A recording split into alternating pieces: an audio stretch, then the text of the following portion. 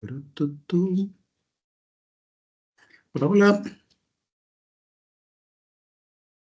Todos el micrófono. Ahí sí. ¿No escuchan? Yo te escucho perfecto. Sí.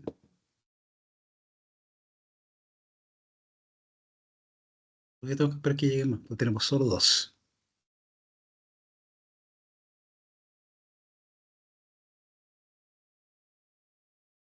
De todas maneras, esto lo dejan grabado en el canal de SEGE, ¿no? En la Sí, página. claro que ha grabado y después cualquiera lo puede acceder. Y la idea es hacer un canal de YouTube después, que la Sí, Fernanda sí, lo sería estaba viendo. maravilloso.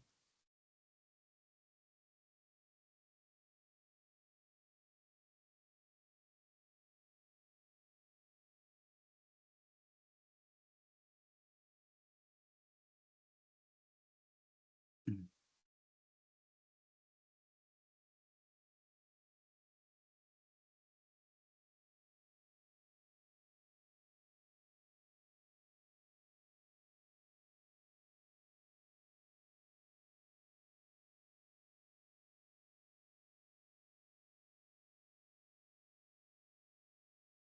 Turum, tum, tum.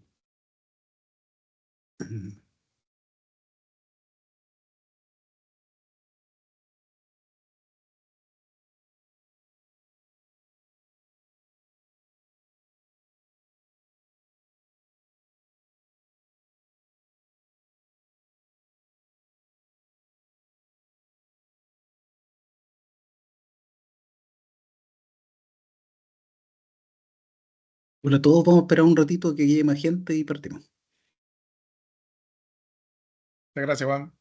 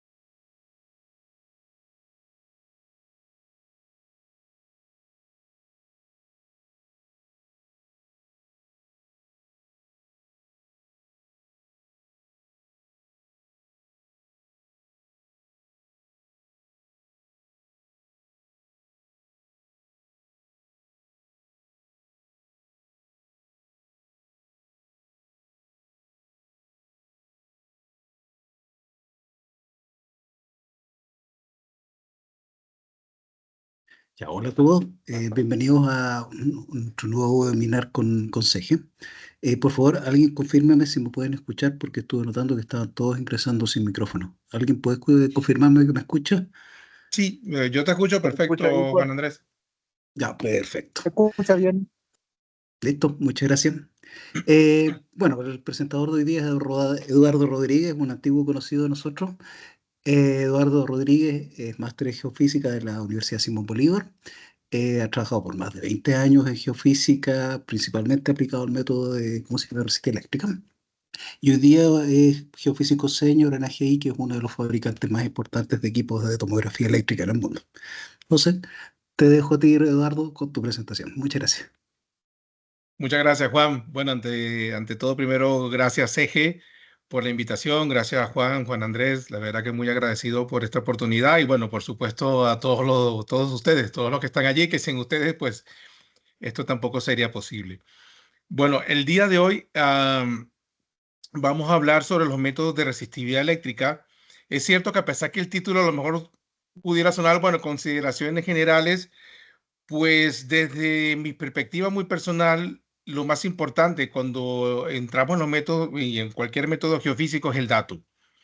Entonces, si el dato viene mal de terreno, el dato viene mal de campo, luego el procesamiento no puede hacer magia. No existen los milagros en el procesamiento de datos.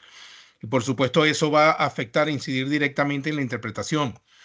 Entonces, la idea de hoy, a pesar que a lo mejor pueda parecer que muchas veces no le damos mucha importancia a la parte de campo, la parte de cómo tomarle el dato, ¿qué necesito para tener realmente un buen dato? Pues es lo más importante que hay. Sin el dato no hay procesamiento ni hay interpretación. Entonces, de allí realmente mi motivación en hacer esta presentación. Luego, a lo largo de todos estos años, he visto en muchos trabajos, ¿ok? Donde muchas veces proyectos que pudieran ser increíblemente maravillosos terminan perdiendo esa maravilla por un tema de adquisición de datos, por problemas en la logística, por problemas en la toma del dato. Entonces, bueno, todo eso me ha motivado a decir, bueno, mira, pues vamos a empezar a caminar antes de querer entonces poder correr y tratar de ir más allá. En función de eso, voy a ir directo, como dicen aquí en España, directo al lío, directo al grano, y voy a entrar directamente con los arreglos. De acuerdo a los diferentes estudios, normal, estos son los arreglos más comunes. Hay muchos arreglos en los métodos de resistividad eléctrica, todos ustedes los conocen muy bien. Entre ellos, los más utilizados están el Werner, el dipolo-dipolo, el Schrumberger, polo-dipolo y polo-polo. Allí el tema es cuándo debo yo utilizar cada uno de estos arreglos, porque no es que los conozco, sino realmente cuáles son las bondades de cada uno de los arreglos. Entonces, por ejemplo, ¿qué le recomendaría yo siempre hacer dipolo-dipolo? ¿Ok? Casi siempre, porque ahorita vamos a ver ciertas, a lo mejor posibles excepciones. El dipolo-dipolo es el arreglo que tiene la mejor resolución lateral de todos los arreglos. Entonces, si yo estoy buscando cavidades, fracturas, diaclasas, cambios laterales, acuñamientos, a lo mejor puedo tener un cambio de facies, etcétera, pues el arreglo dipolo-dipolo es el que me va a ofrecer aquella mejor resolución lateral. Si están en el mundo de la minería, pues yo quiero ver en una pila de lixiviación direcciones preferenciales de flujo, alguna ruptura en geomembranas, etcétera, pues entonces o estoy en el tranque de un relave y estoy evaluando en ese tranque del relave posibles fracturas o rupturas, entonces ¿cuál sería el arreglo más conveniente? Si tienen un equipo multicanal, ahorita vamos a ver eso, pues por supuesto el dipolo-dipolo les diría de una que sí, ¿ok? Es el que tiene la mejor resolución, la mejor sensibilidad lateral, me lo va a presentar el dipolo-dipolo. ¿Qué ocurre con el dipolo-dipolo? Y esto es algo que también tenemos que tener en cuenta, porque muchas veces utilizamos los arreglos un poco alegremente. El dipolo-dipolo es el que tiene la peor relación señal-ruido de todos los arreglos. Por tanto, es el que presenta o puede presentar el mayor porcentaje de ruido en los datos. Entonces, de allí también depende qué instrumento estoy yo utilizando, la sensibilidad del receptor, la fuente, ¿ok? ¿Cuál es el transmisor que yo estoy utilizando? Entonces, todo esto entra, ¿ok? En ese juego para un dipolo-dipolo dependiendo del sitio donde estoy. Si estoy en el medio de la nada, en condiciones ideales no pasa nada, pero estoy en un ambiente urbano y voy a hacer un dipolo-dipolo, pues entonces ya tengo puestas a tierra por un lado, un transformador por el otro, etcétera. Y todos estos ruidos, pues entonces me empiezan a enmascarar el dato, ¿ok? ¿Qué es lo otro que puede pasar con el dipolo-dipolo? La sensibilidad se pierde muy rápido y luego en profundidad a veces no es tan confiable lo que me está mostrando en el fondo, ¿ok? De una sección el dipolo-dipolo. Entonces muchas veces solemos tomarla como 100% cierta, pero hay que verlo con lupa, ¿ok? Pero a nivel, ¿qué le recomendaría yo? Cuando vamos a hacer un estudio de resistividad y voy a hacer un dipolo-dipolo, traten de que el objetivo, su target, digamos, yo quiero ver a 20 metros de profundidad, pues que los 20 metros no sean exactamente donde llega el dipolo-dipolo. Luego también tienen allí el menor muestreo, la menor cantidad de muestras en profundidad de datos. Entonces vamos a tratar de que si esa es mi profundidad máxima objetivo, esa no debe ser la profundidad máxima del estudio. ¿Ok? Tengo que tratar de que esta profundidad máxima objetivo pues me quede más hacia el centro de mi sección. Evito todos esos problemas en el fondo del dipolo-dipolo, tengo una relación señal-ruido también un poco más fuerte aquí, tengo una mayor cantidad de cobertura de datos, como dirían los sísmicos, tengo un mayor fall allí en todo lo que es la parte central de mi sección, tengo más datos allí, ¿ok? Ahora, otros arreglos interesantes puede ser el tipo Schlumberger, que tiene una resolución intermedia. ¿A qué me refiero con intermedia? El Werner es un arreglo muy bueno cuando yo tengo capas planas, horizontales, relativamente homogéneas. Y si yo quiero ver ese cambio, ese contraste en la vertical, el Werner funciona excelentemente bien. Luego, ¿qué es lo otro muy bueno del Werner? La relación señal-ruido es muy potente, es muy fuerte. Yo tengo mis electrodos, como ven aquí, de corriente afuera, los electrodos de potencial van dentro y luego la apertura es exactamente equidistante. Esto hace que mi diferencia de potencial, que mi señal sea bastante fuerte. A contrario del dipolo, si observan aquí el dipolo-dipolo, yo voy alejando y me voy espaciando esos electrodos de potencial de los de corriente y que esta señal cada vez va cayendo, va decayendo de una manera muy rápida. Eso hace que esa relación señal-ruido se empiece a perder. ¿Qué pasa con el arreglo a Schlumberger? Es como un intermedio entre un Werner y un dipolo-dipolo. Tiene una resolución lateral bastante aceptable, bastante bien, ¿ok? Luego vamos a ver ahorita un ejemplo muy claro. Pero a nivel de la vertical es mejor que el dipolo, pero peor que el Werner.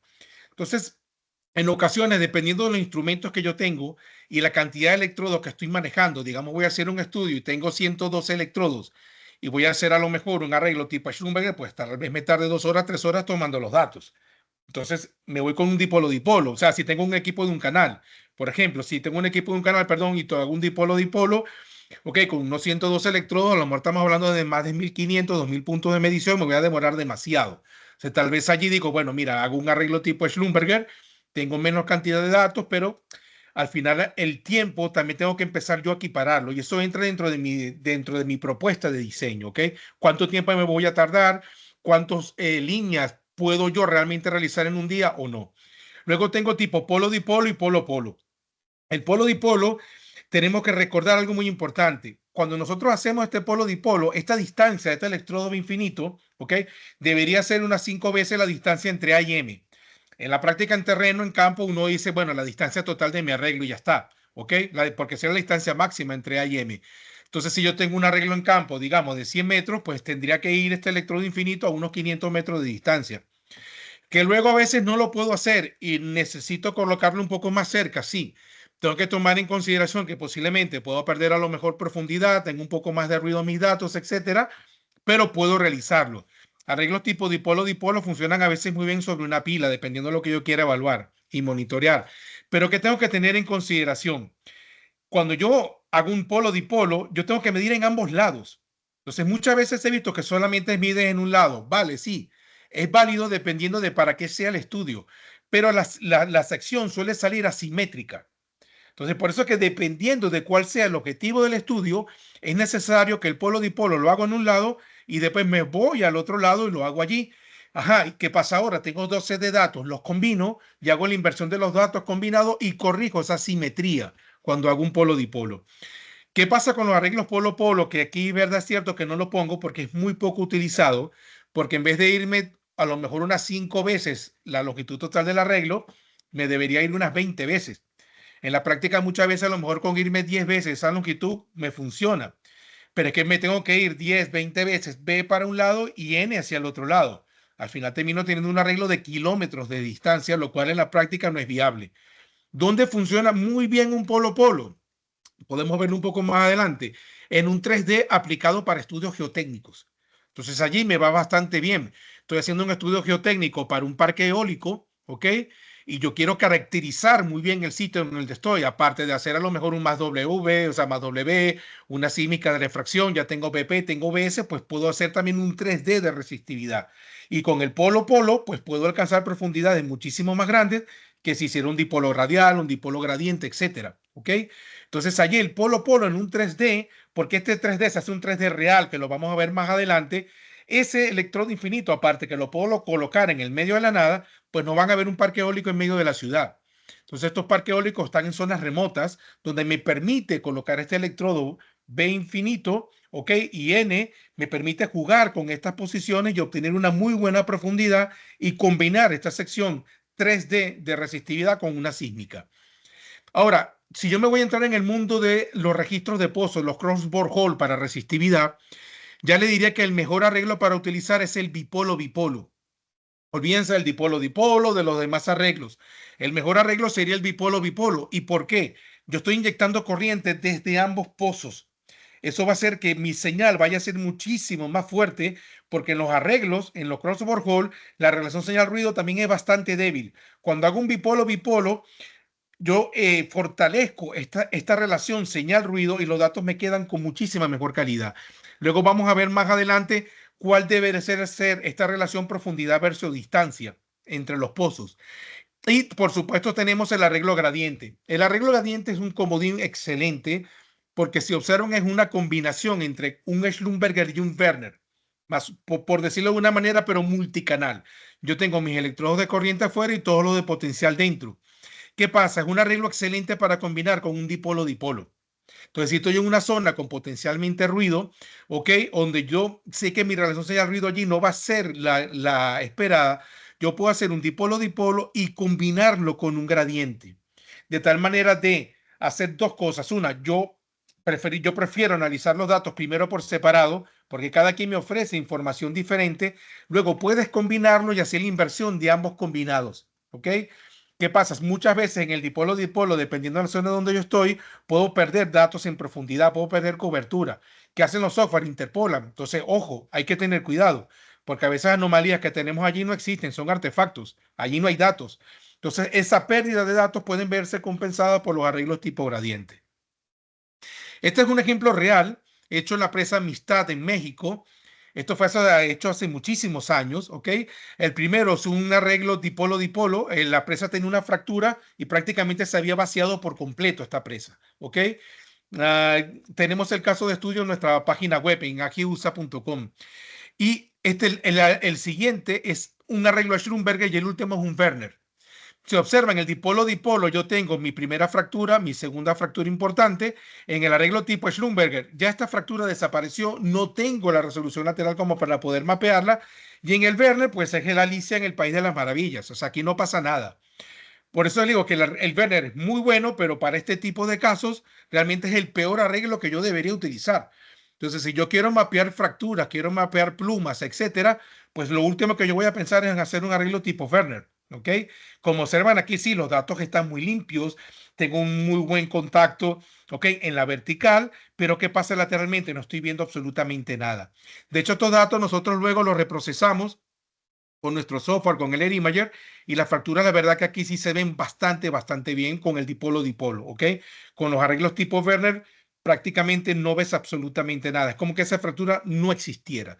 De allí la importancia de cuál es el objetivo del estudio, cuál es mi target, conocer la geología del sitio, tener una columna estratigráfica litológica del lugar, tener información de pozo, importantísimo. De ahí yo voy conociendo espesores, ¿ok? Cómo me cambian estos espesores en profundidad, porque me permite optimizar cuál va a ser mi mejor diseño, ¿ok? Luego, a partir de allí, seleccionar cuáles son los instrumentos y cables más apropiados. Vamos a ver más adelante, para un estudio marino, si es en agua salobre y voy a hacer estudio marino constantemente, pues lo ideal es que nuestro cable marino tenga electrodos de grafito. ¿Qué pasa si yo utilizo electrodos de acero inoxidable? Con el tiempo se me van a corroer y eso me va a afectar notablemente mi relación señal-ruido en la calidad de mis datos. Entonces, dependiendo del tipo de estudio que yo voy a utilizar, pues yo tengo cables apropiados para estudios de pozo, para estudios marinos, para los sondeos eléctricos verticales y ojo, he visto también, yo utilizo un cable de un sondeo eléctrico vertical y a veces utilizo cualquier cable. Ok, voy a la ferretería, ¿cuál es el cable más barato? Dame este cable. Entonces sé que a lo mejor tengo un instrumento de 250 vatios, de 1000 voltios, de 2 amperes, de 2,5 amperes, pero me compro un cable de 300 voltios o de 200 voltios y me voy a terreno a medir. Y luego empiezo a tener problemas en terreno, problemas en los datos. De hecho, cuando vayan a medir, muchas veces, a veces hasta con transmisores externos, dependiendo de qué transmisores, de qué equipos estén utilizando, pues es importante desenrollar todo el cable completo. Hay veces que tener todo el cable enrollado e inyectar grandes cantidades de corriente y voltaje han quemado algunos transmisores. Entonces, se han quemado transmisores al momento de hacer la inyección de corriente. Entonces, es importante definir también cuáles son los cables en función de qué instrumento tengo, ¿ok? En función de qué transmisor voy a utilizar, cuál es el ambiente en el cual yo voy a medir. Todo eso me va a determinar también qué tipo de cables e instrumentos son los apropiados para ese estudio. Por supuesto, esta es la palabra mágica, resistencias de contacto. Resistencia de contacto es el mal de todo estudio de resistividad eléctrica, ¿ok? Es simplemente, como todos ustedes saben, la resistencia que yo tengo entre mis estacas y mi suelo cuando hago un test entre pares de estacas. ¿Qué ocurre si yo estoy en un suelo que es extremadamente seco? O sea, bueno, ustedes de hecho tienen toda la experiencia del mundo, van a medir en el norte de Chile, en el desierto de Atacama, o están parados sobre unos caliches impresionantes y tratemos de inyectar corriente allí. Pues van a ver que realmente se vuelve misión imposible. Entonces, tenemos que tratar la resistencia de contacto de bajarla en cualquier estudio que vayamos a realizar, todo lo que podamos hacer, ¿ok? Mientras más alta sea mi resistencia de contacto, que pueden llegar a ser, aunque les vaya a sonar, algunos lo han visto posiblemente, pero hay resistencia de contacto de más de 100.000 ohmios. Entonces, ¿qué cantidad de corriente voy a poder inyectar yo allí? Prácticamente nada. A veces, fíjense, porque muchas veces tenemos la tendencia los operadores geofísicos y geofísicos que vamos, medimos, claro, con estos instrumentos hoy en día todo automatizado, pues les doy a medir cuánto va a tardar el equipo, 2 horas. Venga, que agarro la mejor sombra y me acuesto a dormir y me olvido del equipo. En 2 horas voy a verlo. No, el peor error que podemos hacer, el peor error, ¿ok? Porque no nos vamos a estar dando cuenta si el equipo me está inyectando 1 miliamper, 2 miliamperes, 5 miliamperes de corriente que voy a estar midiendo. Voy a ver la señal y estoy en el orden a lo mejor de los microvoltios. Y de repente cuando descargo mis datos, pero es que lo que grabé fue puro ruido. Entonces hay que estar allí, aunque sean 2 horas, son 2 horas viendo. Porque si yo pienso, yo me doy cuenta que en ciertas medidas, ¿ok? Estoy inyectando corriente de 2, 3, 4, 5, 15 miliamperes. Yo puedo ver en la pantalla de la mayoría de los instrumentos cuáles son los electrodos que están inyectando corriente. Por tanto, puedo parar la medición, mejorar la resistencia de contacto que tienen esos electrodos, porque sí, Eduardo, yo les coloqué agua, vale, pero estoy midiendo a lo mejor en Arabia Saudita con 45 grados, 50 grados de temperatura, y al cabo de 15, 20 minutos de estar midiendo, pues el agua que le eché se me ha evaporado, filtrado por completo. De hecho, si ven ustedes una gráfica de resistencia de contacto a lo largo de la medición, ven cómo eso va cambiando violentamente. Entonces no me puedo olvidar, tenemos que estar atentos allí. Una opción, ¿cuál es? Por ejemplo, cuando hacemos un polo dipolo, el electrodo infinito es el más importante de todos, porque siempre va a estar inyectando corriente. Y si digamos que ustedes coloquen el B infinito sobre una roca y me olvido de él y tengo resistencia de contacto de 50.000 ohmios, olvídense de ese estudio. ¿Ok? Porque cuando lleguen al escritorio, gabinete, oficina y vayan a ver sus datos, van a decir quién fue el que me dio, porque hay que volver a ir. Entonces, ese electrodo podemos nosotros hacer varias cosas. Uno, juntar, como va a estar tan lejos ese electrodo, podemos colocar múltiples estacas, colocarlas y conectarlas todas, hacer un gran hoyo. Ese hoyo inclusive se puede rellenar con bentonita y agua, como en esta imagen, y ese hoyo ocuparlo todo con esta masa de bentonita con agua que va a hacer que esto permanezca más tiempo húmedo, mojado, saturado a lo largo de toda la medición, más que echar y colocar completamente agua y ya está, ¿ok? Y puedo conectar múltiples estacas como si fueran en serie, las conectan todas entre sí y todas ellas se van a comportar como un solo cuerpo. ¿Qué estoy haciendo allí? Estoy aumentando también mi superficie de contacto, estoy disminuyendo la resistencia de contacto y por tanto voy a obtener una mejor señal y lo que implica mejor resultado también a nivel de datos. Entonces el polo dipolo, el polo polo, esto es vital que se puedan hacer con los electrodos infinitos y no simplemente coloco una estaca allá a lo lejos, me olvido de esa estaca y ya está. No, no, es la estaca más importante del estudio, viene siendo ese B infinito que tienen ustedes allá inyectando corriente todo el tiempo.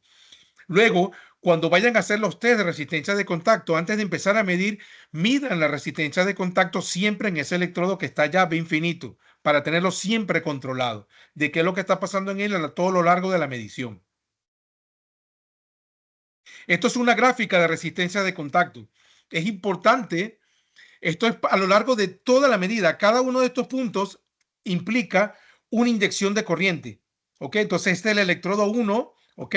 Participó en esta inyección de corriente, en el otro dato, en la otra inyección de corriente, pero además de eso, ¿qué me indica la gráfica de resistencia de contacto?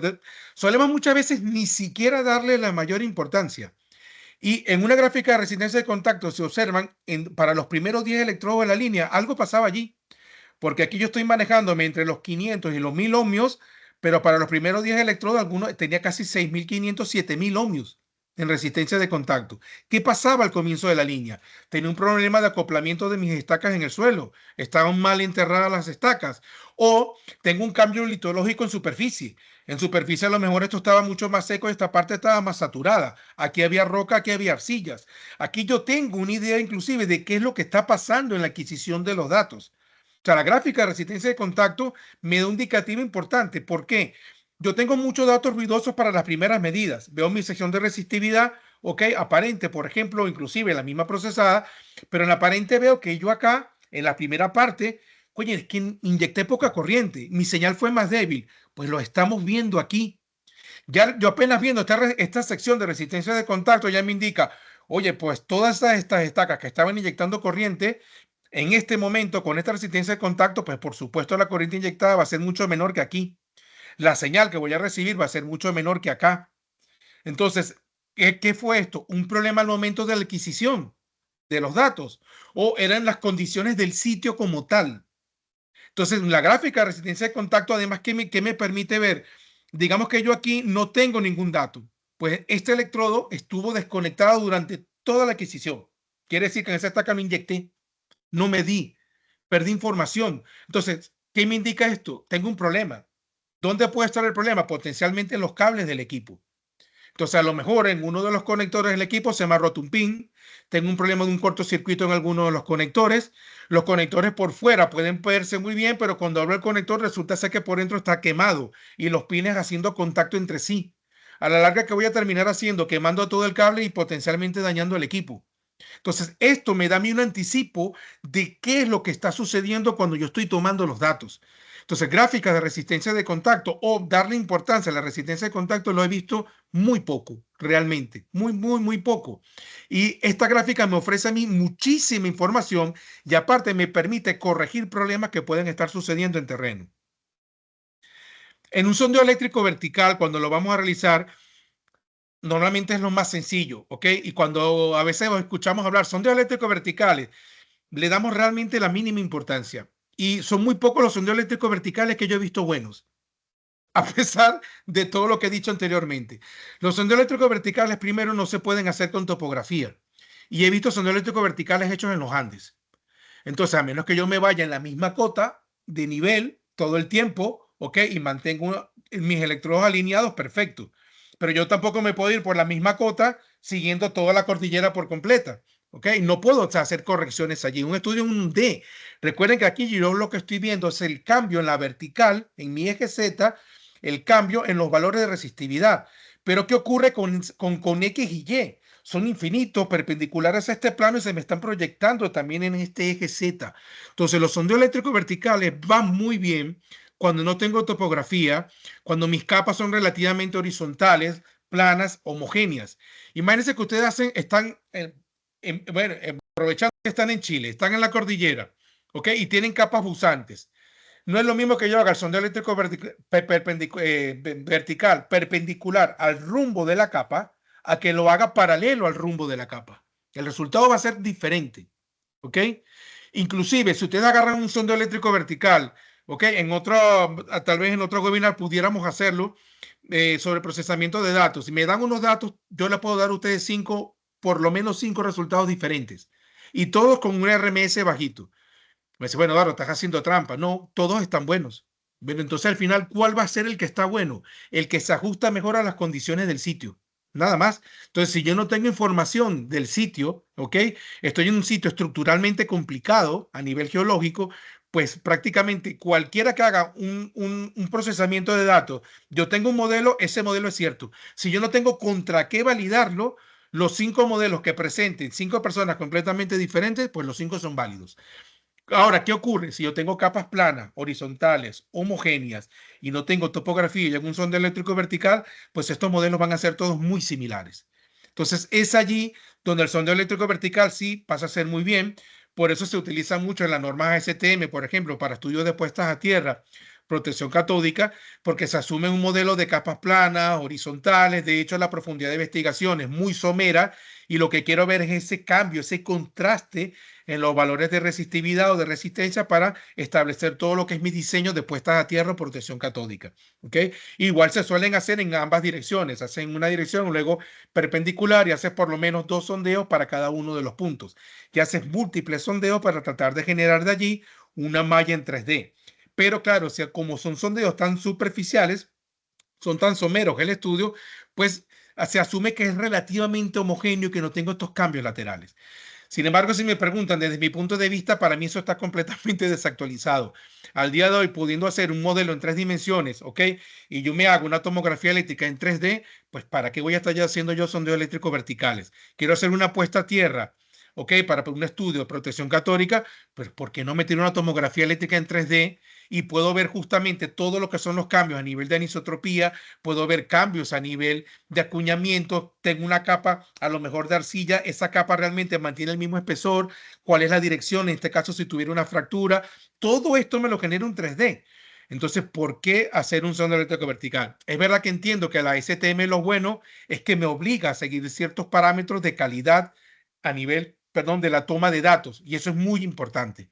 ¿Ok? Entonces, en esa parte sí, el ACTM es muy potente, pero haciéndolo bajo realmente criterios geofísicos y profesionales, pues yo haría un 3D y ya está. ¿Por qué tengo que hacer múltiples sondeo eléctrico vertical? Pero bueno, es una opinión un poco personal. Esto básicamente es lo que vemos en el sondeo eléctrico. A medida que abrimos ABMN, pues voy viendo en profundidad. ¿Qué es lo otro que nosotros solemos pensar muchas veces? Que cuando tengo un dato, por ejemplo, aquí 100 ohmios metros, vale, entonces tengo 100 ohmios metros a 25 metros de profundidad. No, este es el valor de la resistividad ponderada hasta ese punto. O sea, la corriente va pasando por todo el medio. No es que yo a 100 metros tengo exactamente 100 ohmios de profundidad.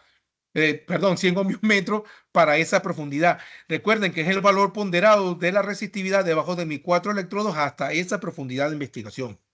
Entonces, ojo, porque muchas veces entonces empezamos a hacer interpretaciones o yo tomé una muestra, esta muestra me la llevé al laboratorio, tomé el valor de resistividad en esa muestra del laboratorio, me da un valor y ese valor es lo más seguro que dé muy diferente a lo que yo tengo aquí.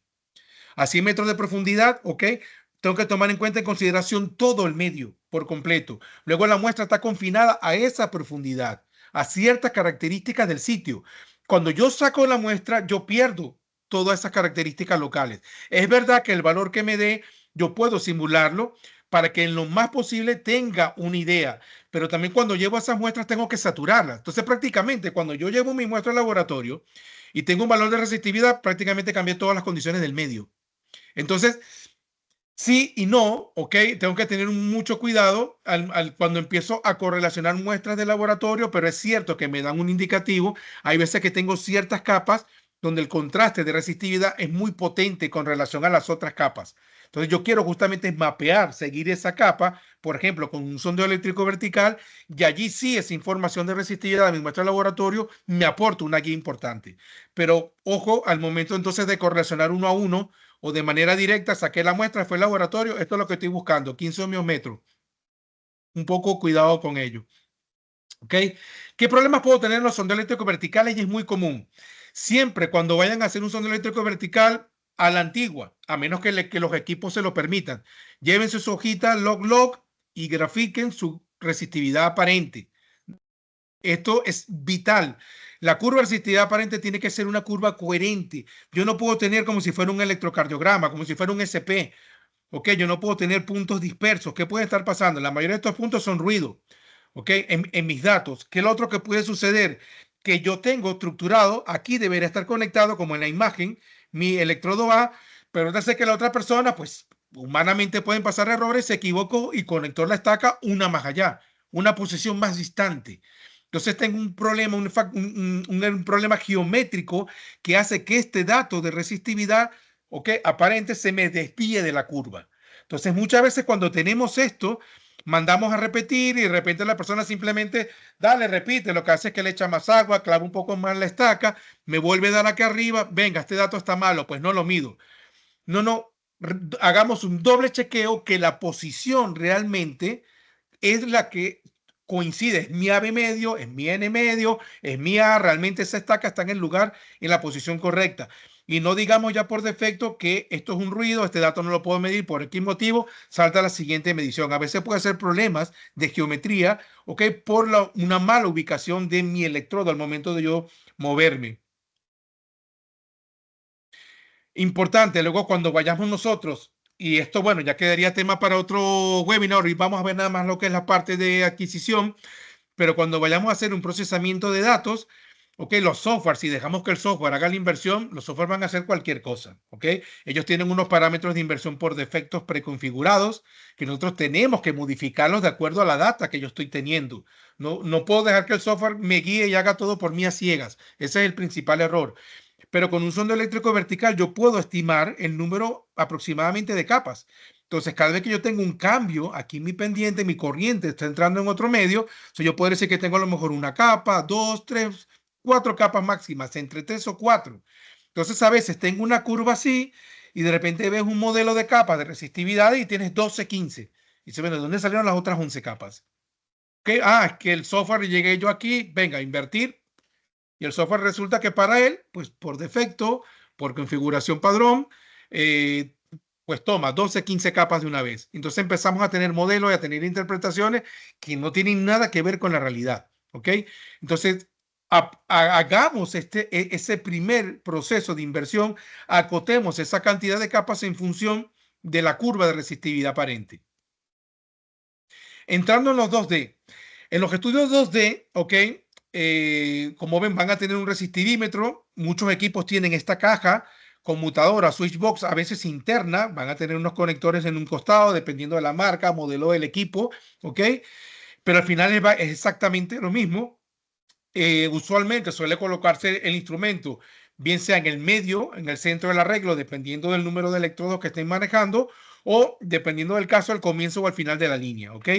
Sí es importante que mantengan el respectivo orden, pero esto que está aquí es algo que quería mostrarles. Las baterías, ¿ok? Uno ve muchísimos estudios publicados en LinkedIn, en Facebook, en diferentes partes, y no quiere decir que está mal. La batería siempre, muchas veces, la mayoría de las veces la veo colocadas en el suelo directamente, ¿ok?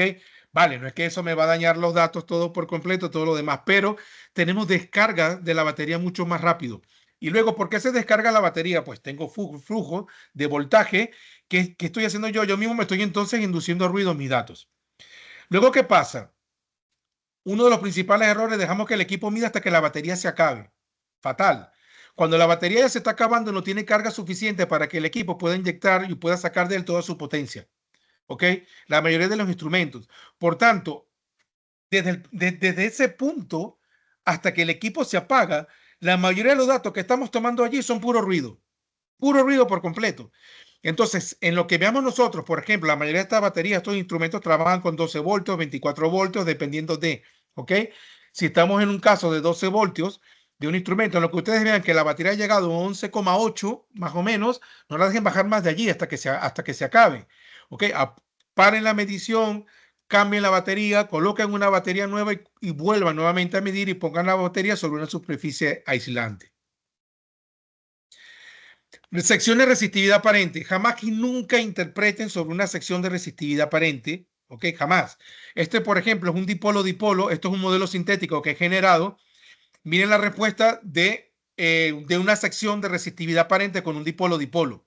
La de abajo es con un Werner, esta es con un Schlumberger y esta es una combinación de todos. Todos dan diferentes.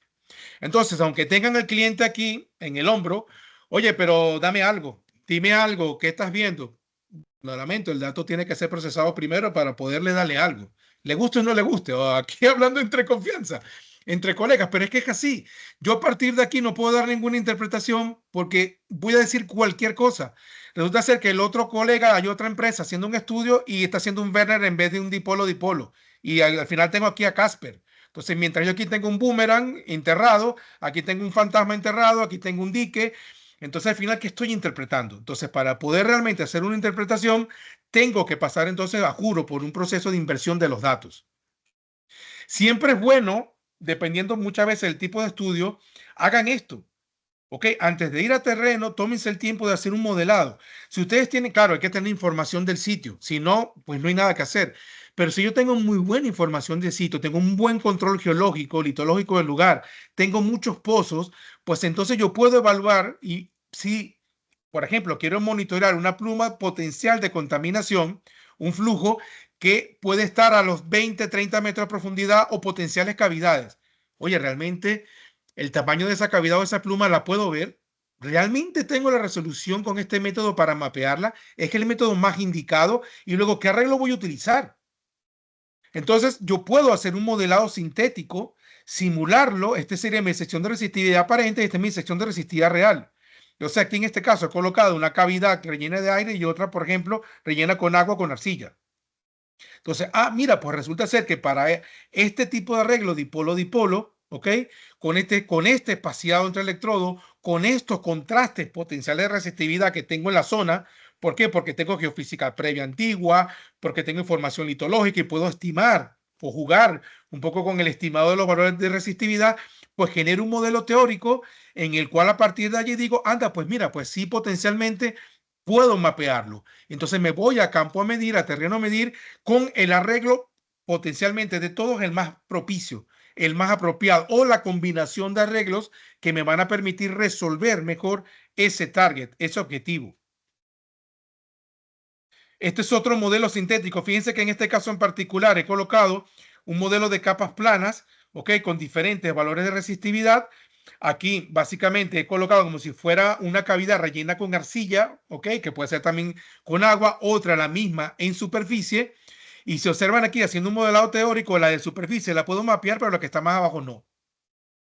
Entonces me voy a terreno, me voy a campo a medir y esto aquí estamos hablando apenas de 6 metros de profundidad, porque también el contraste de la resistividad juega un papel importante. Entonces a veces prometo algo al cliente o hago un estudio o esto te lo hago yo, te lo resuelvo y cuando llego a oficina hago así digo, ups, ¿qué pasa con la cavidad que estaba más abajo? ¿Y ahora qué hago? Entonces, en este caso, ¿qué se puede hacer? Si se sospecha que realmente está allí, porque a lo mejor esto pueden hacer todo lo contrario, puedo voltear este y jugar con los contrastes de resistividades y digamos que estoy en una faena minera y estos son antiguas galerías de minería artesanal que se hizo hace mucho tiempo y yo quiero ver si efectivamente yo puedo, tengo la resolución para monitorear esas antiguas galerías. Entonces yo puedo hacer un modelado teórico, sintético, y verlo y jugar con los diferentes contrastes. Al final determino, mira, no es posible para tal profundidad, pues no las puedo ver. Someros sí.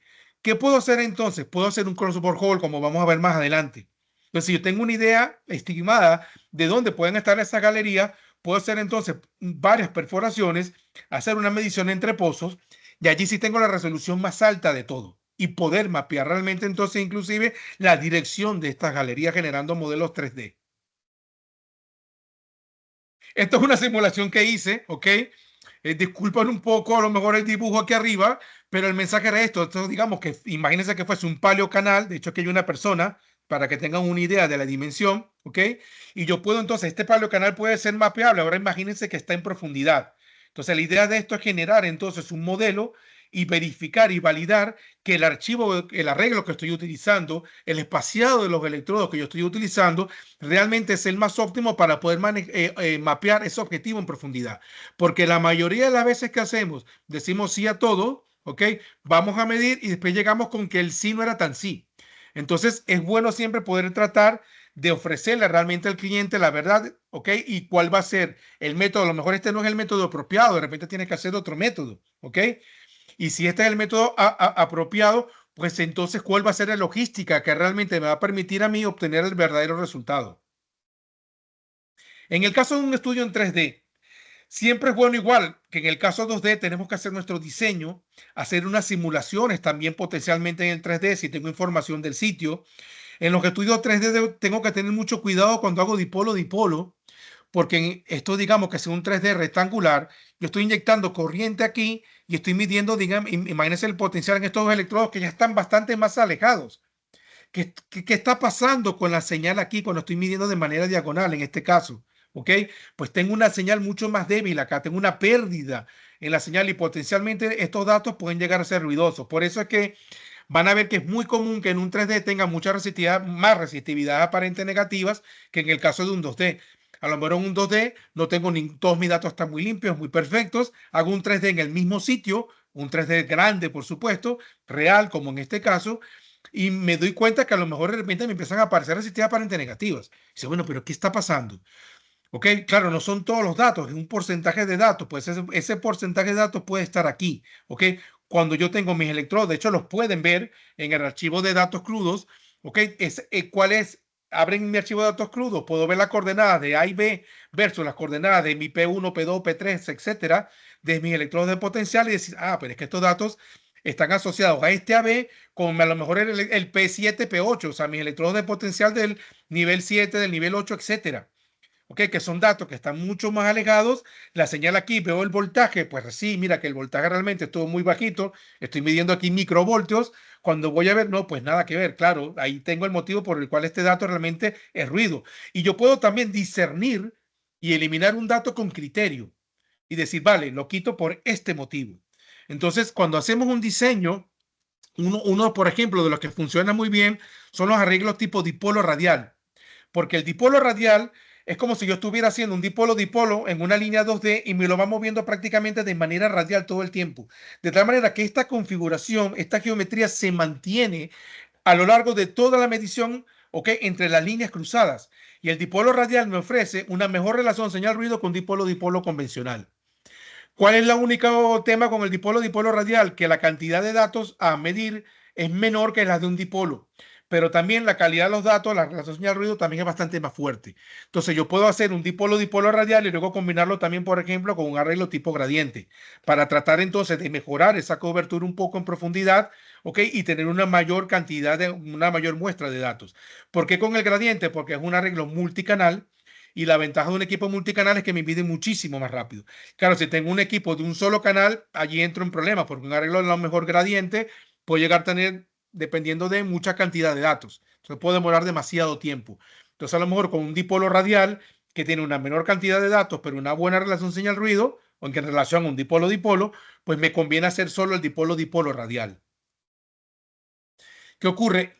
Al igual que en la parte anterior, yo puedo modelar a nivel teórico, ¿ok? Aquí hice el mismo ejercicio de mis dos cavidades, una con agua, por ejemplo, y otra rellenas de aire, y ver si realmente las puedo mapear, dependiendo del tamaño, dependiendo de la profundidad que tengo y dependiendo del tipo de arreglo que estoy utilizando, del espaciado de los electrodos que tengo en superficie. ¿Ok?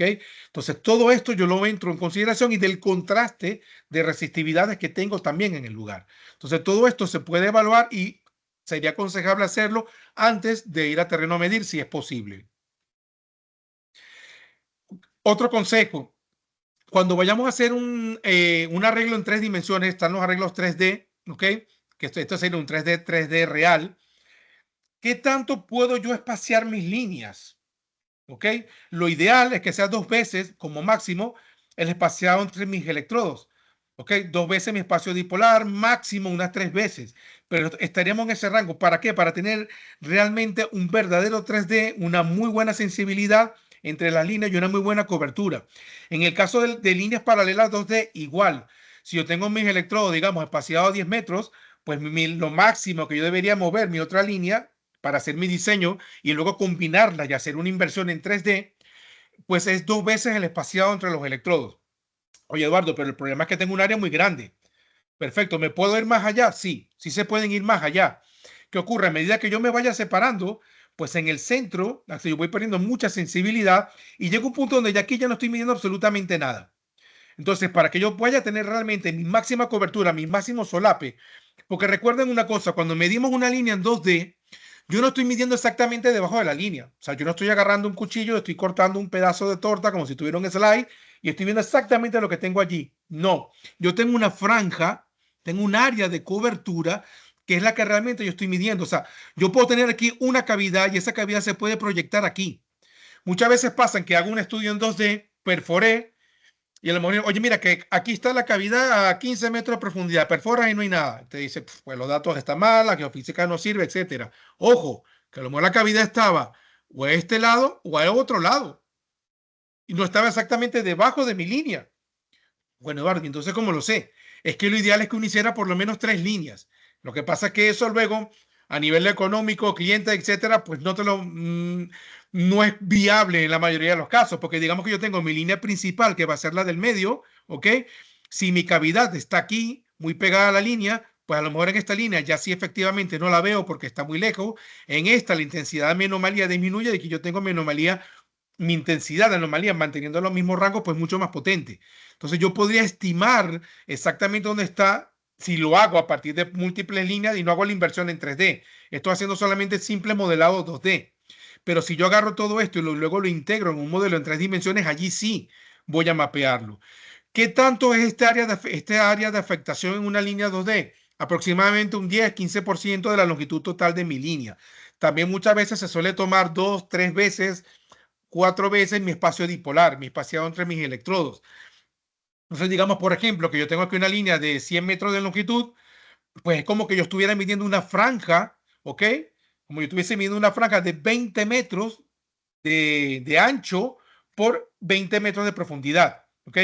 Porque ¿cuál va a ser mi profundidad de investigación? Hay un paper muy bueno que es el de Edward de 1977, luego lo puedo compartir si no lo tienen, donde allí se explica muy bien esta relación, ¿ok? Para estimar estos rangos de profundidades.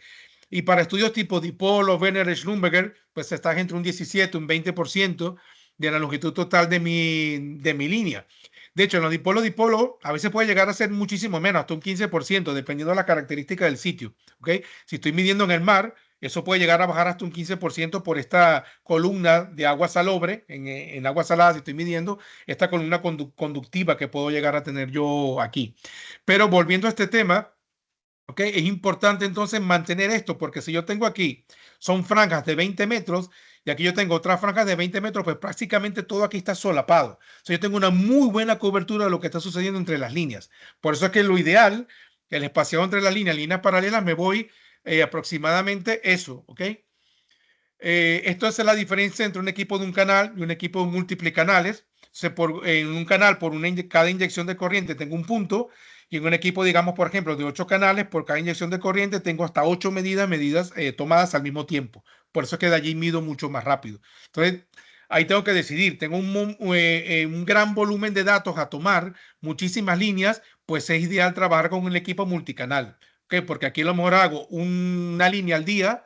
Aquí puedo hacer a lo mejor 2-3 líneas diarias. Entonces, al final todo eso se traduce en inversión, en costos. Luego decidir si voy a hacer roll along o un slide along. El slide along normalmente, ¿qué se hace? Lleva mucho más trabajo. Tienes todos los datos y tienes que desconectar toda la línea, moverte X cantidad de metros, volverla a conectar y volver a medir. Pero es que también repites datos aquí. Entonces demora mucho más tiempo la adquisición, tanto por todo lo que es la parte logística como por lo que es la toma de datos. Entonces es más eficiente hacer un roll along, donde yo simplemente tomo secciones de la línea, las coloco adelante, mido esto sin repetir, y luego lo que tengo que desconectar es solamente un 25, máximo un 50% de mi línea. Perdón, la conecto adelante, tomo los datos, terminé, tomo la otra, conecto adelante, y así voy hasta cubrir toda la longitud de mi línea objetivo, porque digamos que yo tengo 500 metros de cable, pero es que la línea tiene que llegar a 1 kilómetro. Pues entonces, ¿cómo hago? Pues se hacen con estudios tipo roll-along. Sería lo más eficiente. ¿Dónde viene un slide along bien? En estudios marinos, ¿ok? Donde son estáticos, donde yo mido, bien sea con el cable flotando en el agua o con el cable sobre el lecho marino. Entonces ahí sí, tomo mi dato, agarro mi barco, por ejemplo, desplazo mi línea, X cantidad de metros, repito, desplazo mi línea, X de cantidad de metros, repito, y así voy. Eso puede servir muy bien para lagos, inclusive hasta en tranques de relave, por ejemplo.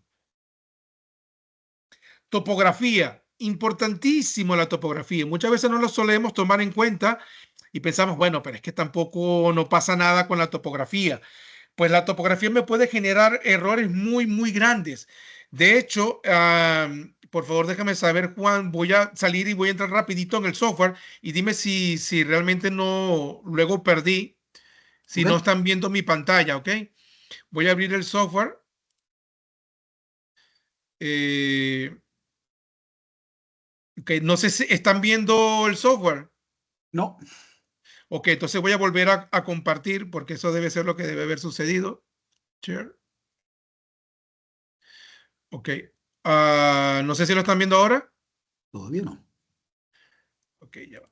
Déjame ver. Pero no siempre darle un poco de tiempo. A A ver, ver. de nuevo, porque ahí dejo de compartir. Sí, déjame. A ver, No sé si ahora ahí, están viendo el software. ahí está tratando de hacer algo. Se ve grisecito. No, no Mm, pasa nada. Bueno, si no, lo dejamos, quedará para otro momento. Pero en fin, la idea es que él iba a hacer una inversión de los datos con topografía y sin topografía para ver cómo afectaba realmente que no se tome realmente la topografía en cuenta. Entonces sí, afecta y afecta enormemente que la topografía no se esté tomando en cuenta al momento de hacer una inversión de los datos. ¿Okay? Ya voy a compartir otra vez voy a compartir la pantalla. Un momento, por favor. Okay.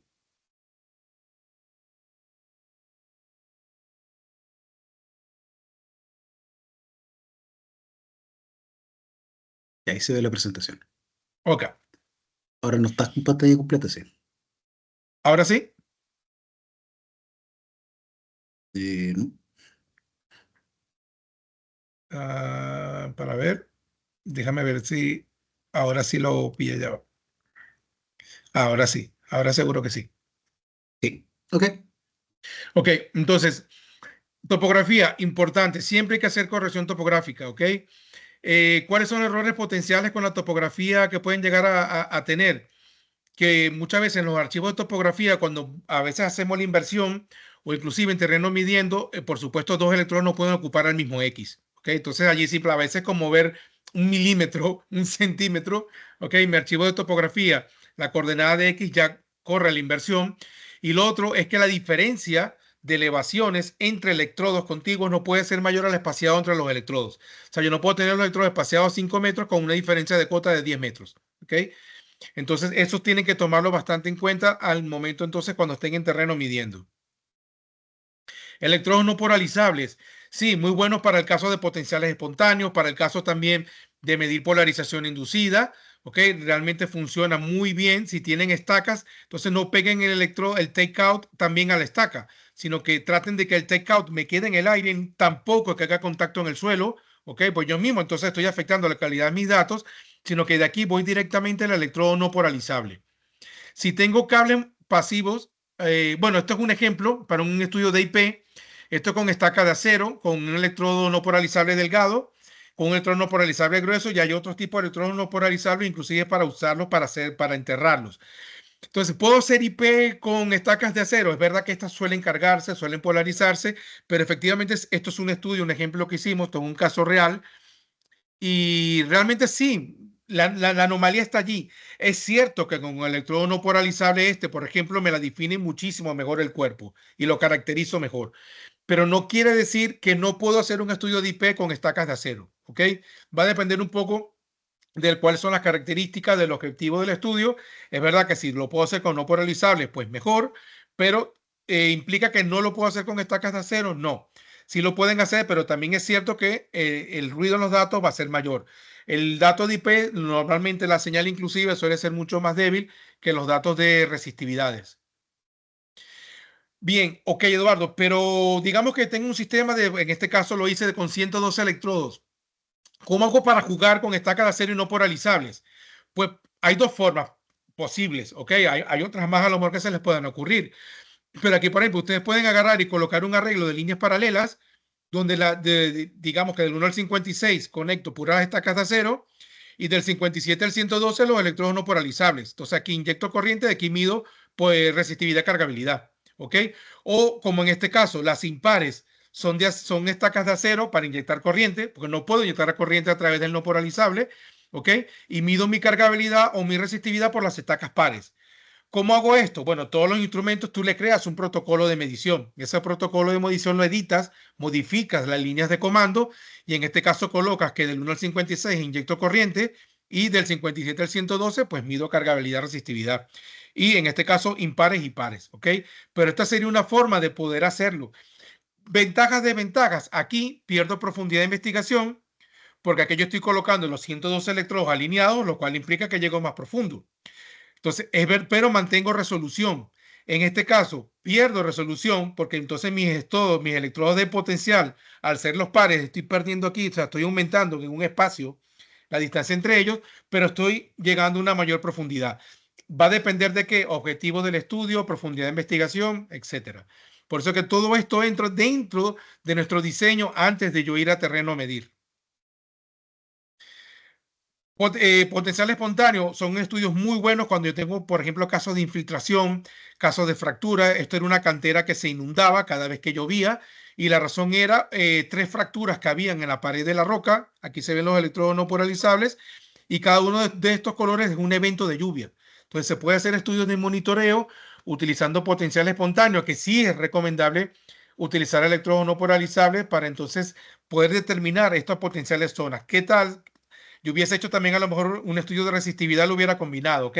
Porque la potencial espontáneo ya luego es difícil establecer profundidades.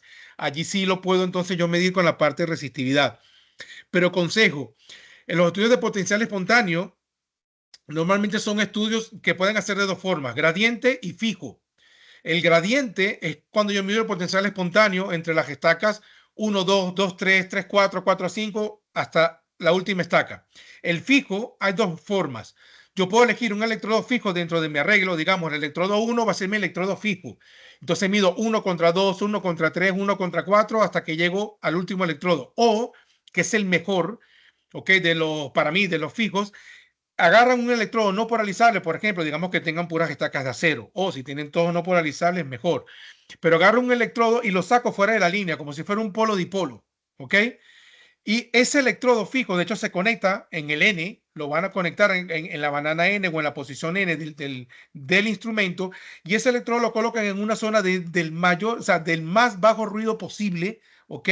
Dentro de mi línea y luego comparo ese electrodo, inclusive hasta le puede medir la deriva a ese electrodo y tener el ruido en ese electrodo perfectamente bien controlado. Y entonces miden el potencial entre ese electrodo fijo y el resto de los electrodos que están en la línea. Ese para mí es el mejor, pero ¿qué ocurre?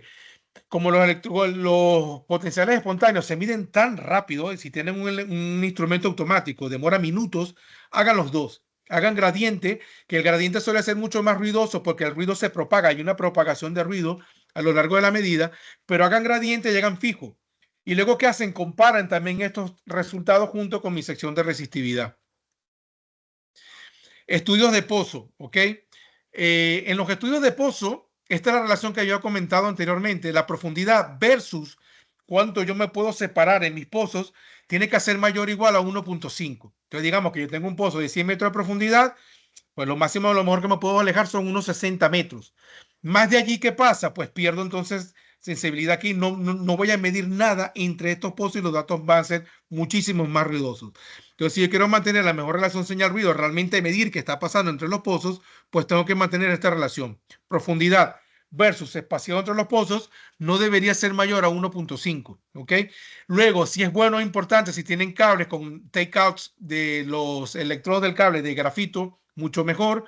Ok, acuérdense que este ambiente dentro del pozo, estoy utilizando un lodo de perforación que necesito que el pozo, primero no puede tener un casing, un encamizado de metal. Ok, inyecto corriente, todo se me va a ir por allí. Luego, si el encamizado es de PVC, de plástico, tiene que estar ranurado para que pueda entonces pasar también todo lo que es la corriente y recibir la señal de la formación. Y luego tiene que estar saturado, bien sea de agua o con el lodo de perforación.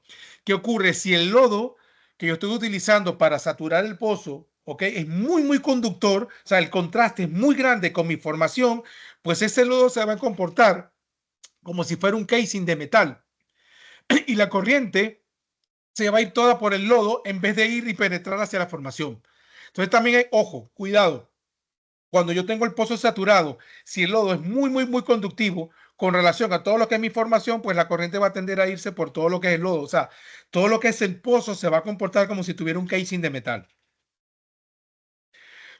Para estudios de geotecnia, okay, hay cierta caja conmutadora. Nosotros por lo menos tenemos una, la Switchbox Grid, donde pueden ustedes hacer conexiones propias. De hecho, esto fue un workshop que hice en Panamá hace unos años. Y esto fue en un momento. Fuimos a una ferretería en la tarde, compramos unas tuberías, cables, abrazaderas, aranderas de acero inoxidable. Cada una de estas era un electrodo. Y hicimos una medición 3D entre pozos, que la cual quedó espectacular. ¿Ok? Entonces ustedes se pueden también fabricar sus propios cables de pozo. Como notan aquí, el pozo estaba relleno, estaba lleno. Este casing, que era de plástico, está todo ranurado, completo, de arriba hasta abajo. ¿Ok? Luego, esto simplemente es una tubería y ustedes pueden fabricarse su propio cable y colocarlo.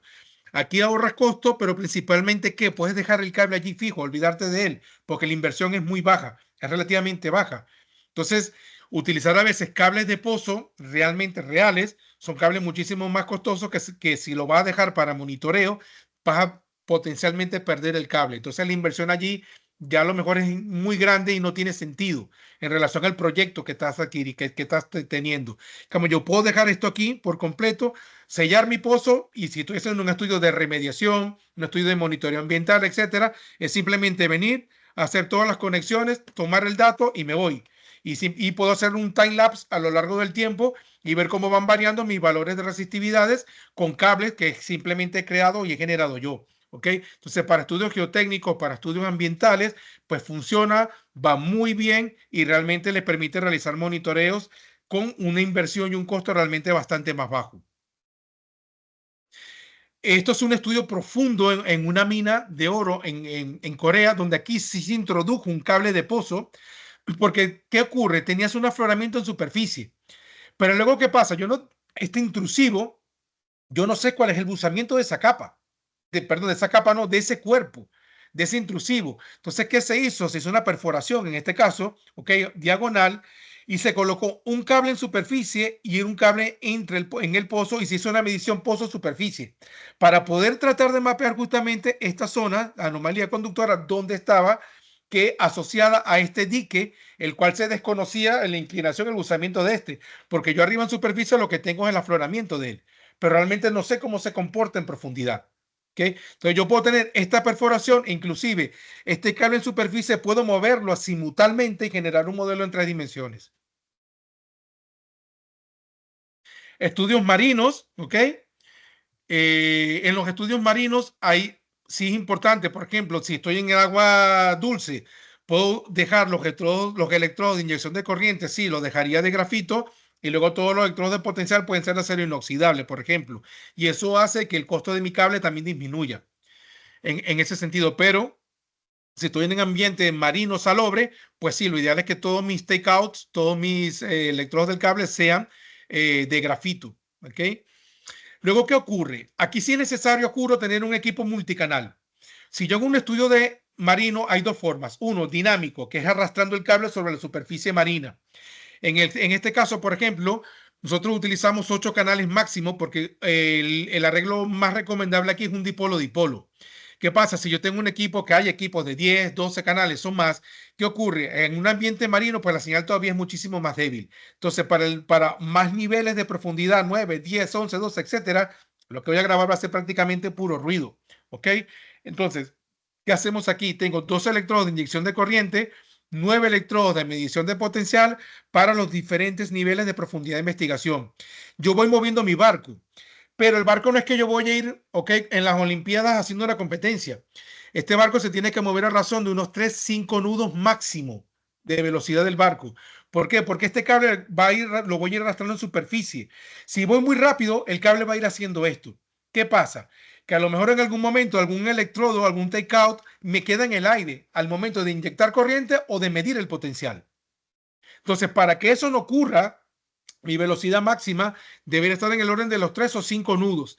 Luego, por supuesto, no voy a ir a medir en Nazaret, en Portugal, con olas de 20 metros, porque me va a pasar exactamente lo mismo. Tienen que ser ambientes relativamente tranquilos. Si tengo un oleaje muy grande, pues también es complicado poder medir porque va a tener el mismo efecto. Voy a tener entonces takeouts electrodos que me van a quedar fuera del agua en algún momento durante la medición. ¿Ok? Entonces es importante tener todo eso en consideración. Ir a medir en el momento donde yo tengo una marea más tranquila, ¿ok? Y mantener una velocidad apropiada entre 3 a 5 nudos. ¿Qué es lo otro que tengo que considerar? Pues señores, la profundidad de mi columna de agua, mi profundidad de investigación. ¿Por qué? Porque si yo tengo 30 metros de columna de agua, que perfectamente lo puedo tener en un estudio marino, ¿qué implica? Si yo tengo aquí 8 niveles de profundidad, quiere decir que yo tengo 11 electrodos, pero es que yo quiero penetrar. Pues ya tengo, digamos que quieren penetrar ustedes 20 metros, ¿ok? Por debajo de la columna de agua. Entonces tengo 30 más 20, 50. ¿De cuánto tendría que hacer mi arreglo para yo poder por lo menos unos 250 metros de longitud? Pero es que esos 250 metros que implica que tengo que tener cada electrodo espaciado 25 metros por lo menos. Por tanto, voy a tener una resolución de 12 metros y medio. Y los primeros niveles se me van a quedar en los primeros 30 metros de columna de agua. Entonces, realmente voy a penetrar solamente esto debajo de la columna de agua. Entonces, cuando voy a hacer el diseño, tengo que verlo si un dinámico realmente es el que me conviene o un estático. Entonces, en el estático dejo el cable sobre el lecho marino y tomo la adquisición de los datos porque allí puedo tener un espaciado entre electrodos más pequeño para tener una mayor profundidad y trabajar inclusive con más electrodos. Porque al ser estático, puedo tener un cable de 56 electrodos colocado sobre el lecho. Y no aquí en este caso que tengo un cable de 11 electrodos máximo activos tomando el dato porque es un estudio dinámico. Entonces, en los estudios marinos, pues tenemos que pensar muy bien cuál es el objetivo, profundidad de la columna de agua. ¿Qué es lo otro que puedo hacer? Yo puedo tener un cable, por ejemplo, con 56 electrodos. Lo conecto al instrumento, pero hago una primera pasada del 1 al 11. ¿Ok? Porque digamos que yo tengo mis cables espaciados a 5 metros o a 10 metros para tener una buena resolución. Entonces, del 1 al 11 estoy penetrando esta profundidad y luego el siguiente arreglo, el siguiente protocolo de medición, voy a medir entre los impares, pero también utilizando 11 electrodos y vuelvo a pasar otra vez en el mismo sitio. Ahora, ¿cuánto están espaciados los electrodos? En vez de 5 a 10 metros. Es verdad que tengo una pérdida de resolución, pero tengo más muestreo también aquí arriba y luego estoy penetrando más. Luego vuelvo a repetir la pasada, ¿ok? Y como los electrodos están a cada 5, ahora no lo utilizo a cada 10, ahora lo voy a poner a cada 15. Entonces hice una primera pasada a cada 5 o 10 metros, una segunda pasada a cada 15, otra tercera pasada luego a cada 20 metros de espaciado entre electrodos. ¿Por qué? Porque tengo 11 electrodos activos en un cable de 56 electrodos y esto me permite jugar con el espaciado. Por tanto, es verdad que tengo que pasar varias veces por el mismo lugar, pero puedo tener diferentes resoluciones, diferentes muestreos, diferentes profundidades de investigación. Al final, ¿qué hago? Junto todos estos datos y genero un modelo con todos estos datos juntos, con todas las diferentes resoluciones y las diferentes profundidades de investigación. Esa puede ser otra forma también de realizarlo. Importante, aquí estamos tomando, por supuesto, batimetría, temperatura del agua, conductividad del agua y se está tomando la posición a medida que estamos midiendo. Todo esto tiene que sincronizarse. O sea, al momento que yo voy a hacer la inversión de los datos, todo esto tiene que estar linealizado, tiene que estar todo sincronizado. O sea, yo tengo la posición, temperatura, batimetría y valor de resistividad. Todo eso va dentro de mi proceso de inversión de datos. ¿Ok? Esto básicamente es lo que obtendríamos, un modelo donde yo tengo mi columna, aquí en este caso tengo un estudio real donde esto es una fractura, donde yo tengo un contacto entre agua dulce y agua salobre. ¿Qué ocurre? Esto es algo que a lo mejor no sé si lo han visto antes, pero se pueden hacer estudios de resistividad y nosotros tenemos, por ejemplo, instrumentos para hacer estudios de resistividad y se han hecho a más de 1000 metros de profundidad. Entonces allí lo que se coloca es el instrumento, como en este caso en particular, sobre una cápsula presurizada, un rover, como si fueran a hacer una sísmica marina profunda, y aquí pueden tener el espaciado que quieran. Se utiliza principalmente para estudios de gases, de hidratos de gases, ¿ok? Fundamentalmente también para cuando voy a hacer perforaciones, de evitar también explosiones y mapear zonas donde tengo acumulaciones de gases sobre el lecho marino. Esto también se está haciendo para parques eólicos marinos, donde tengo columnas de agua bastante grandes, pero en la industria petrolera también se viene haciendo. ¿ok? Entonces puedo meter el instrumento inclusive a 1000 o hasta 2000 metros de profundidad de investigación. Yo simplemente hago lo mismo que mi arrastre en superficie, pero aquí en este caso, ¿qué hago? Coloco mi cable cercano al lecho marino y lo voy arrastrando, ¿ok? Esto también puede hacerse, se pueden hacer estudios resistivos, de hecho se han hecho. Hay un ejemplo en el Golfo de México donde hicimos nosotros, donde se hizo un estudio con un instrumento nuestro para unos 600 metros, si no recuerdo mal, 650 de profundidad de columna de agua. Entonces se puede hacer, sí, también puede hacerse estudio de resistividad. En el estático, ¿qué hago? Y aquí dentro del estático tengo, yo puedo venir en tierra, entrar en el mar y volver a salir en tierra.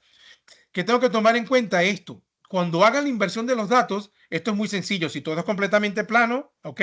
Digamos que es una piscina, pues básicamente es como si fuera mi archivo de topografía. En este caso no hago una corrección por topografía, sino por batimetría. Entonces aquí es muy sencillo, pero en este caso tengo que tomar en cuenta la profundidad de cada uno de los electrodos y estos tipos de archivos de topografía tengo que tomarlo en cuenta, son un poco más complicados, porque aquí tengo batimetría mezclado con topografía. Entonces tengo que crear un archivo en el cual cuando haga la inversión de los datos, el software sepa, porque aquí yo tengo la temperatura y conductividad del agua, ¿ok? Dentro de esta parte del archivo, le tengo que indicar al software, oye, aquí estoy bajo el agua y aquí estoy fuera del agua. Tengo que ver si el cable comienza, ¿ok? Dentro del agua o el cable termina, el último electrodo, realmente dentro del agua y aquí estoy empezando el estudio en tierra o un mix, un combinado de todo. Estoy en tierra, entro en el agua, salgo, en tierra, en el agua. Por tanto, ese archivo de corrección topográfica tiene que tomar en consideración todo este tipo de variables, ¿ok? Para un estudio marino estático.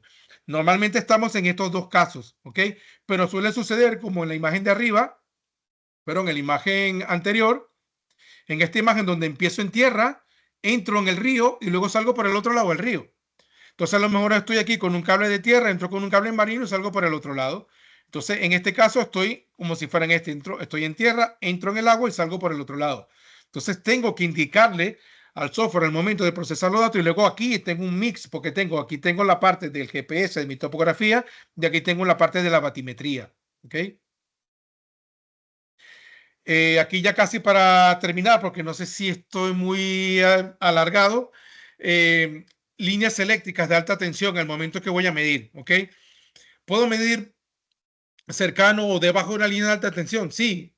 ¿Dónde está el problema? El problema fundamentalmente está en que estas líneas de alta tensión, ahora viéndolo como una imagen desde arriba, como si esta fuera mi línea de alta tensión y esta es mi línea de tomografía, ¿qué ocurre? Esas tienen puestas a tierra, tienen descargas. Si se fijan en las torres de alta tensión, en los cables, van como un cable por acá arriba conectándolas todas ellas, ¿ok? Y luego ellos van unas puestas a tierra, unas tomas a tierra donde ellos tienen toda la descarga de estática que está sucediendo allí. ¿Qué ocurre? Esa estática, esa puesta a tierra es la que realmente me genera el ruido, no el cable que yo tengo arriba. Si es cierto que arriba me genera cierta estática, ¿ok? Que posiblemente se podría considerar no para la calidad de los datos, ¿ok? Sino a nivel de estática de descarga del cuerpo con el instrumento. Pero más allá de ello, a nivel de afección de datos, es esta puesta a tierra la que realmente me está afectando. Entonces, ¿qué tengo que hacer? Evitar líneas paralelas a la línea de alta tensión. Eduardo, no hay manera. Pues perfecto, basándome un poco en lo que habíamos hablado antes, me alejo un 10-15% de la longitud total de mi arreglo, me alejo paralelo a esa línea de alta tensión. Entonces, si yo tengo 100 metros de longitud de mi arreglo, pues me alejo unos 15 metros para minimizar ese efecto de esta puesta a tierra. ¿Qué sería lo ideal? Pues hacerlas perpendiculares a mi línea de alta tensión y que este primer electrodo esté alejado estos 15 metros. ¿Ok? Eduardo, no tampoco tengo manera alguna. Pues bueno, puedo hacerla entonces perpendicular que atraviese mi línea de alta tensión. ¿Ok? Teniendo en consideración, ok, tratar de alejarme en lo posible de las torres donde tenga estas posibles puestas a tierra porque me van a afectar en un porcentaje los datos.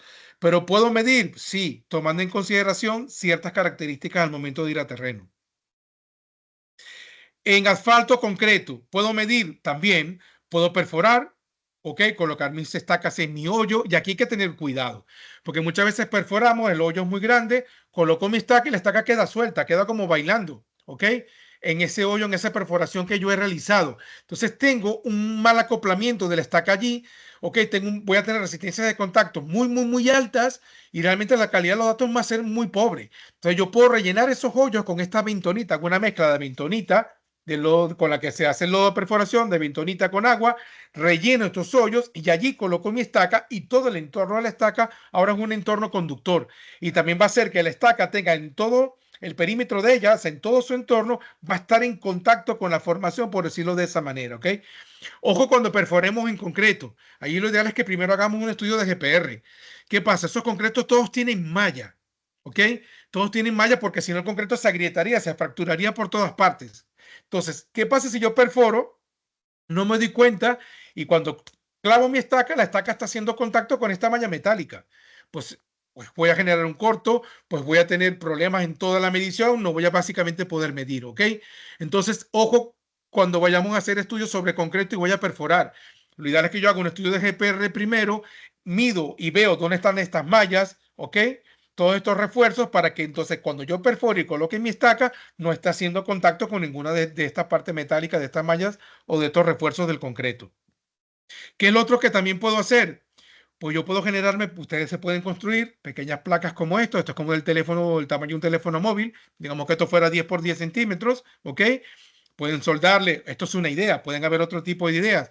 Aquí colocan su takeout y ¿qué voy a colocar abajo? Entonces hacen una mezcla de bentonita con agua, inclusive pueden utilizar agua salobre, eso lo coloco debajo de mi placa. La placa sí la pongo haciendo entonces contacto sobre el concreto o sobre el asfalto y aquí tomo mis datos.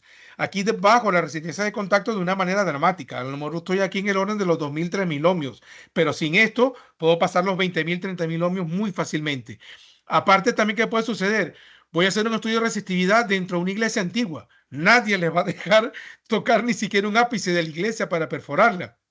¿Ok? O dentro de una ruina o dentro de un parque arqueológico. Olvídense de estar perforando, de estar haciendo ningún tipo de afectación. Entonces, esta es la mejor forma en la cual podrían hacerlo. ¿Qué es lo otro? Hay unos gel conductores, como si vas al médico a hacerte un electrocardiograma y puedes agarrar y colocar ese gel conductor y poner entonces allí la placa. ¿Ok? ¿Qué es lo otro que puedo hacer? Eduardo, no tengo este tipo de placas, pues no pasa nada. Yo puedo generar igual este tipo de masa, por decirlo así, la coloco en el suelo y el take out del cable lo voy a embutir sin que haga contacto con el concreto, con el asfalto, lo voy a embutir dentro de esta masa de bentonita con agua para que él quede totalmente haciendo contacto en este medio conductor. Y entonces allí sí inyectar la corriente. Bueno, disculpen si me he alargado un poco. Esto es básicamente en líneas generales lo que quería comentarles el día de hoy. Y bueno, espero que haya sido de ayuda realmente y les haya aportado información valiosa para sus estudios posteriores. Muchas gracias. Muchas gracias, Eduardo. Sí, se largó harto igual, entonces no tengo mucho tiempo yo para poderme quedar, pero no sé si alguien más quiere hacer alguna pregunta.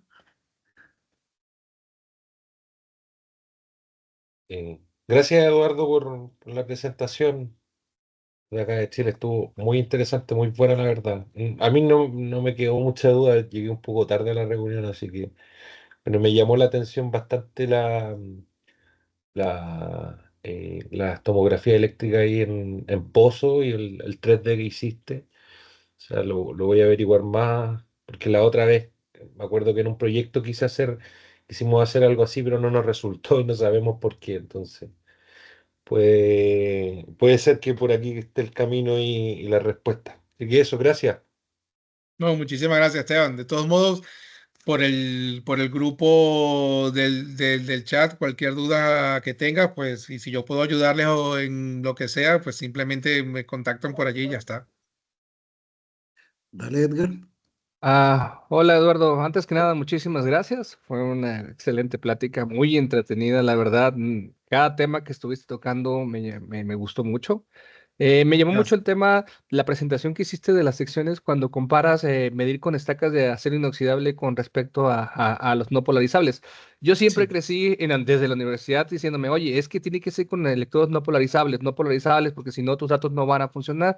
Hasta hace poco empecé a ver que se podía, empecé a ver datos que se vienen levantados con estacas de acero inoxidable y la verdad los datos están bastante limpios, bastante buenos. Sí. Es cierto, a profundidad sí empiezas a tener un poquito de pérdida de señal y es un poquito más de ruido, pero la verdad no es tan considerable depende de lo que vas a hacer. Si vas a hablar de dipolos bastante grandes, de 100, 200 metros, la realidad es que comparativo entre un levantamiento con no polarizables con respecto a las estacas, no hay mucha diferencia y eso a mí me sorprendió mucho cuando vi los primeros datos, ¿no? Y ahora que tú lo muestras en un comparativo real, es bastante notable y es bastante explicativo, ¿no? Que sí puedes hacerlo y no hay ningún problema. Y es un tema tabú que siempre hemos tocado nosotros, nos ha preocupado, por lo menos a mí me había preocupado, ¿no?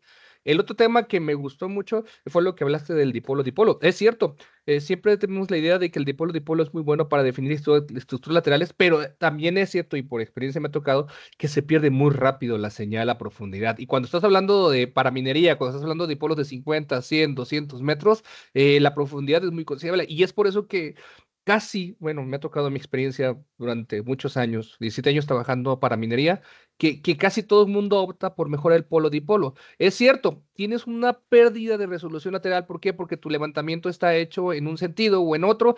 Lo indicado es que lo leas en los dos sentidos, ¿no? Que leas el izquierdo y derecho y con eso te quitas ese problema. Pero si no lo haces y lo lees en un sentido, siempre te queda esa pequeña duda de que tus anomalías que están orientadas en un sentido en el modelado estén bien consideradas y estén bien corregidas. Me ha tocado ver algunos ejemplos en dipolo contra polo-dipolo sobre la misma línea y llegas más profundo con el polo-dipolo, sí pierdes un poquito más de sensibilidad en la parte superficial, sí se pierden algunas anomalías en superficie que no la ves bien con el dipolo-dipolo, pero a profundidad no veo tanta diferencia. Yo creo que la corrección que ya cuando haces el modelado que le estás diciendo si es derecha o izquierda, ya te corrige bastante bien. Pero aún así, es cierto, siempre va a ser mucho mejor el dipolo-dipolo para cosas más someras y donde no tengas tanto problema no te preocupe tanto la pérdida de señal ruido, ¿no? De todas maneras, ahí también, Edgar, si quieres prueba en algún estudio, porque se mide muy rápido, hay un gradiente que es el denominado gradiente fuerte. Sí. Entonces, el gradiente fuerte te permite medir básicamente, se llama fuerte porque los electrodos prácticamente lo vas moviendo, ¿ok? Como su misma palabra dice, como si fuera un gradiente. Entonces luego abres un poco, mides, abres un poco, mides, y vas haciendo un barrido, y ese gradiente te permite hacer un solape, te permite hacer un traslape. Entonces haces como una primera pasada, luego hace otra con otro, haciendo un solape de las medidas, y la relación señal-ruido allí es muy, muy potente. Muy Entonces, potente. si lo combinas con el dipolo-dipolo, ¿ok? Porque al ser un arreglo multicanal se mide muy rápido. El gradiente fuerte no demora más de 20, 30 minutos en tomar los datos. Inclusive a veces menos, dependiendo de la cantidad. Y lo combinas con el dipolo-dipolo y te puede dar resultados mejores que haciendo un polo-dipolo. No, sí, me impresionó lo que mostraste, ¿no? Nada más que luego aterrizarlo en una línea de minería que mide 5 kilómetros con dipolos de 100 metros y dices, "Ay, sí, me preocupa, ¿no? Porque ahí ya no tengo un equipo que esté inyectando y leyendo al mismo tiempo, sino que tengo que mandar a dos pobres muchachos a estar metiendo corriente cada 200 bueno, metros y ya. no, Ahí sí. sí, ya, en esa escala es muy complicado. Sí, esa es otra historia. Tiene toda la razón del mundo. Sí. Bueno, muchísimas gracias. No, gracias a usted. Ya, muchas gracias. Yo me tengo que ir, no puedo seguir esperando, pero muchas gracias. Muy buena presentación, Eduardo. Y o sea, también queda grabada, así que o sea, ojalá el resto la pueda ver, porque en realidad valió mucho la pena. Muchísimas gracias a todos. Muchas gracias, Juan. Y bueno, un abrazo. Saludos. Muchísimas gracias. Un abrazo. Chao, chao. Chao, chao.